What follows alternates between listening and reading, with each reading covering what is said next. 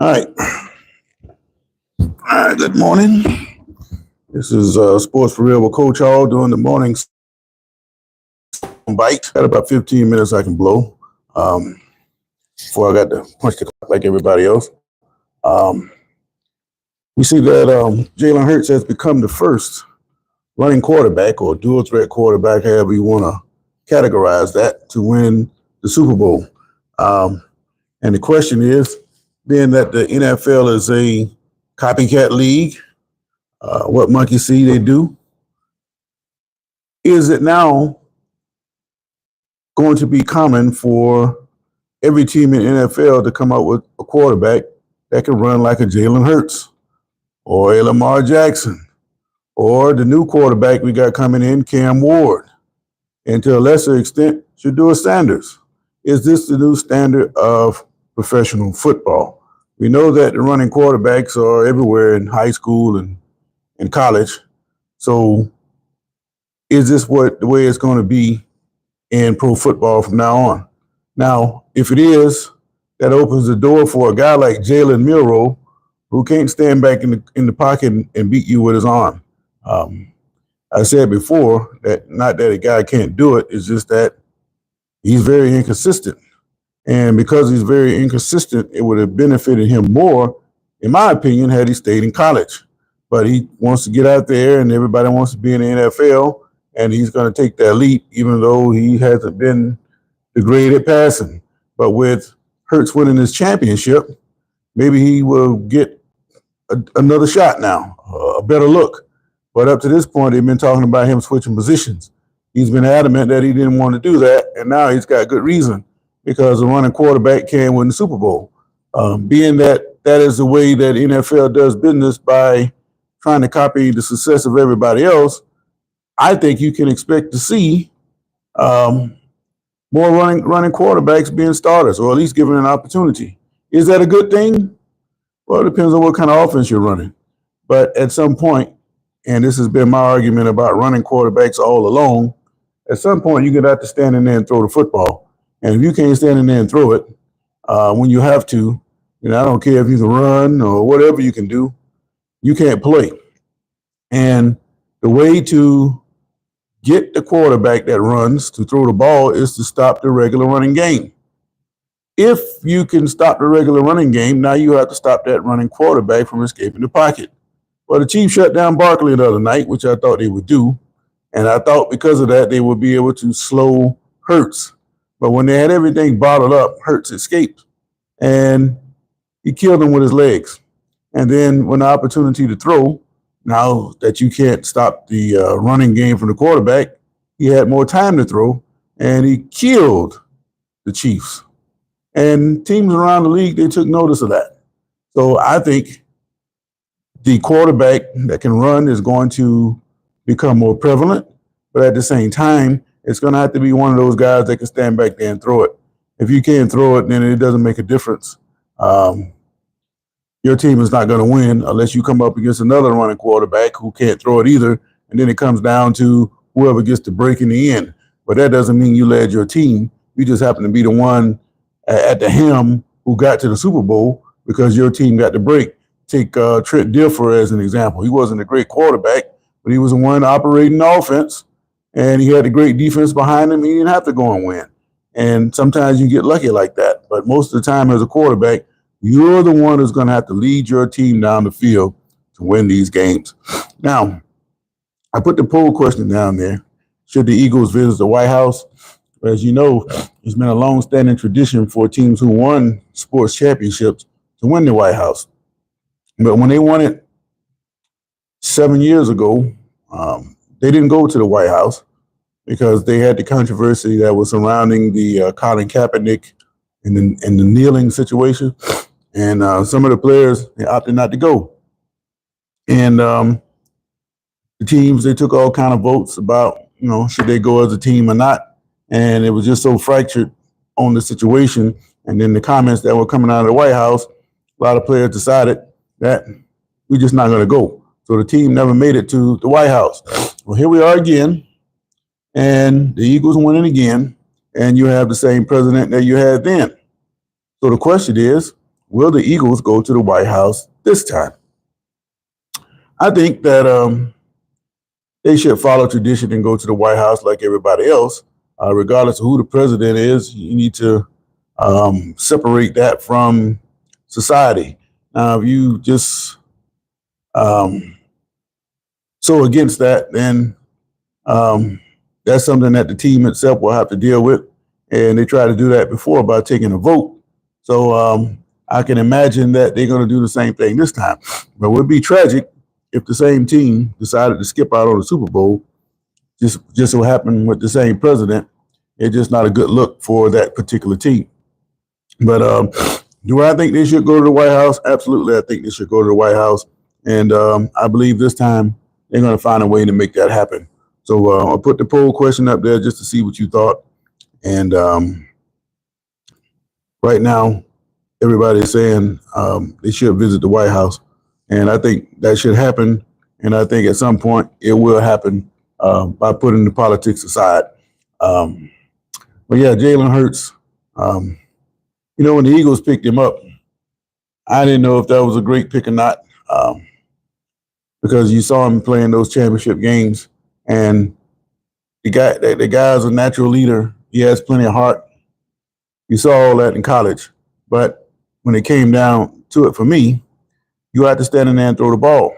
And he wasn't standing in that great to throw the ball. Even at times this year, even in the playoffs, that semifinal game, he didn't play very well. And I felt like if you didn't have Barkley and you had to depend on that throw, it wasn't going to be there. Now, granted, Super Bowl is just one game. It's not like the NBA Finals where you can have several games where you can showcase your talent consistently. You could be, not saying that Hurts is, but you don't have to be the greatest player to have a great performance in the Super Bowl. There's been a lot of players that played and had great games that didn't do much in their career, didn't do much after their career. So just because you had a good game in the Super Bowl doesn't mean that, you're a great player. Hurts has always been well above average, but he just happened to be the first running quarterback to get his team to the game. So the question is, what's up, Nike Dope Boy? Why are you talking about Nick Foles? Nick Foles not a running quarterback. I'm talking about Jalen Hurts and how he's evolved.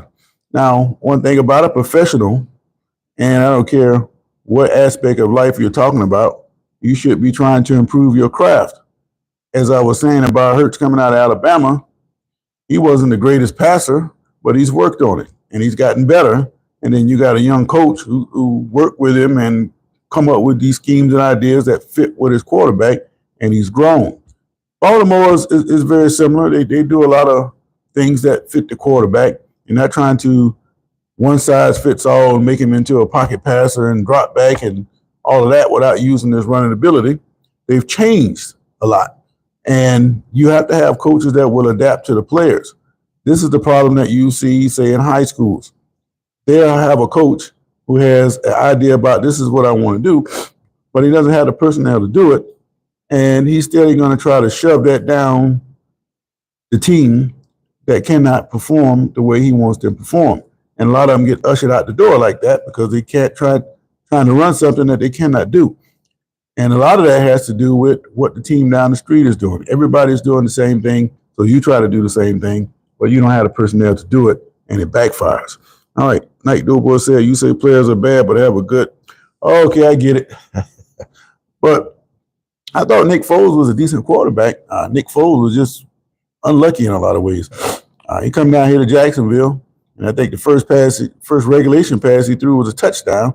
Then shortly after, he got hurt. So I don't think that was a bad pickup.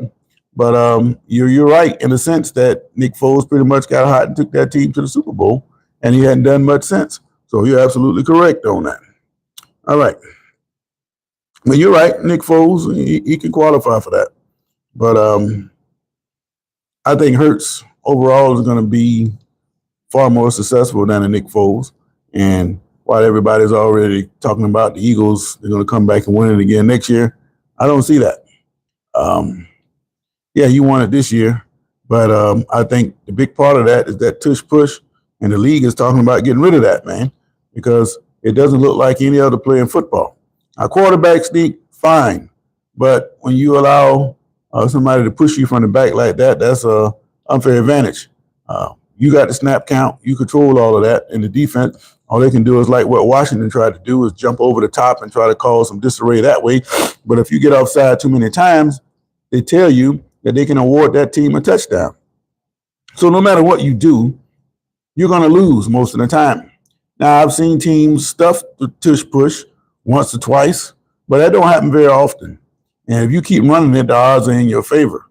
But like I've been telling you before, and I'm not a dirty, wouldn't teach dirty tactics, but I know how defensive football players are. If you aren't aware, when the game's on the line and a team fumbles and you got to scramble for that football and there's no clear recovery right away where the referee just signals it, they're scratching, they're fighting, they're kicking and doing whatever thing on the bottom of the pile. They're biting. Anything goes. Well, as long as anything goes on the bottom of that pile and you got this tush push where you can't stop it no other way, you can't tell me that some ingenious defensive lineman who's been chasing this quarterback and can't catch him, and you can't touch him when you do get to him. Now he's on the pile with me. There's bodies all over me. Nobody can see what's going on under the pile, just like with a fumble. What is to stop that defensive lineman from grabbing that quarterback by his neck and choking him or doing something else to him that cause him immeasurable pain? That quarterback's going to limp over to the sideline or cough over or whatever you do to him, and the head coach is going to see. He's going to complain to the referee about what he just told you, but I guarantee you this, that quarterback won't come back through that no more. We saw that a couple of years ago with Patrick Mahomes. They tried to do that with him. He come out of the pile limping. Okay, Reed said, well, no more of that. You won't be doing that anymore. And I think that's just the way it's going to be. Somebody's going to put a stop to that, whether it's legal or not. All right, Edwin CV, I see you, man. I was just talking about Nick Foles. So hello to you all. Appreciate when you guys come back and holler at me. But yeah, that tush push, I think they want to outlaw the quarterback sneak. I think what they'll do is they will stop people from pushing you from behind. That extra push makes all the difference. The defense already don't have a chance to play like they want to play anyway. And then when you add the element, somebody can just push you from behind, then you really don't have a chance. So when you get in a desperate situation and you want to win a championship too, you're not just going to let that happen. Somebody's going to do something to that quarterback when you get on the bottom of that pile. I guarantee you. So keep an eye on that. But the running quarterback, they're having their moment right now. There's been teams that probably should have made the playoffs. The Super Bowl, I remember Randall Cunningham. He was one of the first great scrambling quarterbacks to get to the Super Bowl in this fashion. And I think he's a much better passer than these running quarterbacks you have now. But he had opportunity with Minnesota, that 15-1 team. That team, that was a Super Bowl team, but the field goal kicker, he couldn't finish for him. And that's why that team didn't make it to the Super Bowl. So it's been other great teams that should have got there. Some will argue that the Ravens should have been there, but I had the same issues with Jackson as I have with Jalen Hurts. When the game's on the line, you got to stand in there and throw it. And up until that last drive the Ravens had, when he took the team 88 yards for a touchdown, that is the first time he has shown me that he can take a team down the field and score when the game was on the line. That's the first time I've seen him do that. So it's there. He can do it, but he's got to be consistent with it. And we know Hurts has been consistent. And you get a great team behind you and a great running back, then you can move these mountains, man. And so the day of the running quarterback has been cemented. No more of that what you can't do as a running quarterback. And the question is now, how many more teams are going to put those type of quarterbacks to run their system? That's the next question. M.A. Town says, good morning. That will eliminate offensive linemen from assisting the running backs doing tackling pileups, won't it?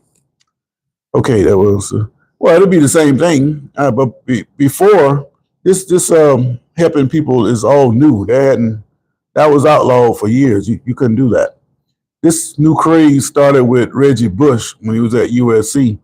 Um, that's the game when they went to Notre Dame back in '95, and they had the grass as high as your knee, trying to slow that fast Trojan team down. Well, it almost worked, but Bush pushed London in on a quarterback sneak. He probably would have had the first down, but he wouldn't have scored. So instead of the touchdown, you would have had a first down, and it would never have been no drama at the end in that particular game. But he was the first one to do that and get away. And one of the complaints from Notre Dame about that game was, why was he allowed to do that? And once they didn't call that, that set a precedent. So it caught on for a couple of years down there in college. In the NFL, they didn't really do it, but they came up with the linemen started doing it, and then they came up with this tush push thing, and that just threw it all out of the window. But what brought light to the situation was the NFC Championship game where Washington trying to dive over the top to stop it, and he kept getting all those offsides penalties. And league's going to have to do something about that. They're quick to make changes. So I think they won't stop the tush push itself for the most part. I mean, in other words, a quarterback sneak. But the pushing in the back, I think they're going to eliminate that. And as an extension, like you say, Towns, they're going to take away the linemen pushing the backs down the field also. I really don't see anything wrong with it. It's just that with the tush push, there's nothing you can do about it as a defender. And I think that until you take matters into your own hands and grab one of them quarterbacks by the neck, it's not going to stop unless the league steps in and make a rule change. And they will change the rule real quick if it starts to hurt their brand. Because it's like I said, you take a high school team that can't win. If you can get to 2nd and 5, you could tush push all the way down the field. Coaches wouldn't like me because if I didn't have any talent, I'm going to line up. I'll put my biggest players in the backfield, and we're going to push our way all the way down the field. And when I score, guess what I'm going to do? I'm an onside kick. And if I get it, I'm going to do it again. And if things just work right like I want it to work, we're going to tush push the whole first half. You might not see the ball to the third quarter. You'll hate me, but your team will be beat up, and I'll be up a couple scores, and you won't have time to do nothing. Because when we get the ball, guess what we're going to do? Tush push the rest of the game. Is that an exciting football game? No. Is it legal? Yes. You have to do what you need to do to win, right? Well, I hate to see a game like that, but that's what it's going to. So everything trickles down from the NFL. And if they could stop that now, then ingenious guys like myself, they'll cut me at the knees. All right. Let me offensive line running, doing tackling pile-ups. Okay. MA Town laughing. You think I won't tush push down the field and onside kick? They had this guy in Arkansas, Kevin, what was his name? Kevin, he think just like me. That's my alter ego. I love to meet this guy one day. He would score every time he would score a touchdown. He's onside kicking, and he's going for it on every fourth down. And every now and then it would be perfect where he score a touchdown, get the onside kick, score another touchdown, and it'd be 28-0 in the first quarter before the team gets the ball. So sometimes things work out for you like that. Not always, but you have to be creative if that's what you want to do to win. But that's just my opinion. But yeah, just the Chris laughing too. It's just my opinions, man. And I just think that the NFL is going to get rid of it. But just to wrap this up real quick, I got to get out of here and go to work. I think that the NFL is going to outlaw that pushing part of the tush from the back. And I think the quarterbacks, you're going to start seeing more and more running quarterbacks. And like I say, by Hurts winning the championship, that's a plus for Milroe. He just got to learn how to throw the ball when it counts the most. If he can stand in there and throw it when he has to, then Milroe is going to be fine. But they're trying to get him to change his position. And what Hurts did opened the door for him. And I think that other teams, they're going to come back and they're going to start to come up with more running quarterbacks themselves, at least have somebody on the bench that can come in to run in critical situations. That's just the way I see it. All right. Yeah, Towns, there's plenty of teams out there like that, but I just heard the bell, so that's my cue. I got to get out of here. Wherever you guys in the world, I appreciate you chiming in with me. I hope you like and subscribe, and I'll catch you guys back in the morning. This is Sports for Real with Coach Hall, and It's this new thing I'm labeling as the morning sports bike. So I'll see you guys in the morning. Until then, wherever you are in the world, have a great day. I'm out. Gotta go to work.